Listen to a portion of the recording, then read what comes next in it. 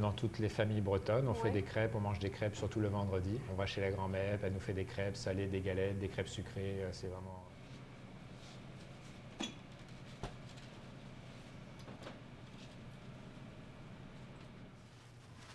Frédéric, donc on va faire des galettes de sarrasin Voilà, aujourd'hui, comme tous les jours pour toi. exactement. Qu'est-ce que ça prend comme ingrédient pour Alors les en fait, réaliser? les galettes de sarrasin, c'est très simple. C'est d'abord de la farine de sarrasin.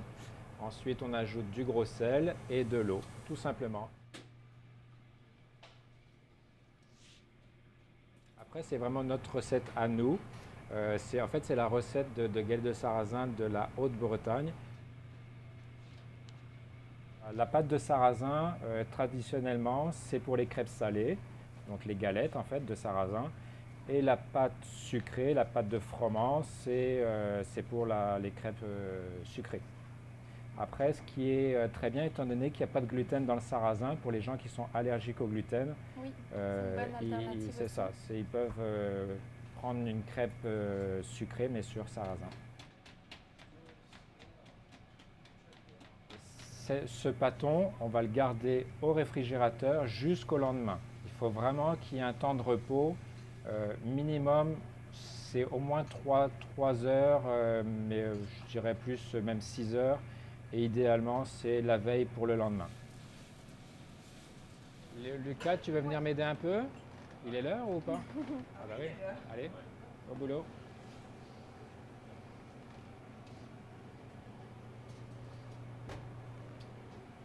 La tradition bretonne, c'est vraiment le plus simple possible. Donc, la complète, c'est un œuf, du fromage et du jambon. Pas trop d'ingrédients pour vraiment pour profiter du goût du sarrasin.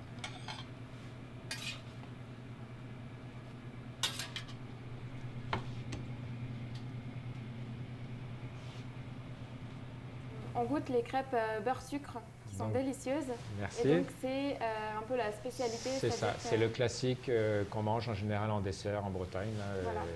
Puis après une quinzaine d'années au Québec, tu es quand même toujours attaché à transmettre un petit peu des origines bretonnes. J'ai Ouais, vu toutes les petites ouais. On a lectures des là. petites bandes dessinées, Ouais. on a des tableaux. Souvent, tu sais, on aime ça de dire qu'on vient de Bretagne, il y a une petite fierté. Puis surtout quand on est loin justement du pays, donc on aime ça Se rattacher. Ouais. Donc j'essaye que les gens, quand ils viennent ici au Braise Café, se retrouvent dans un petit coin de Bretagne.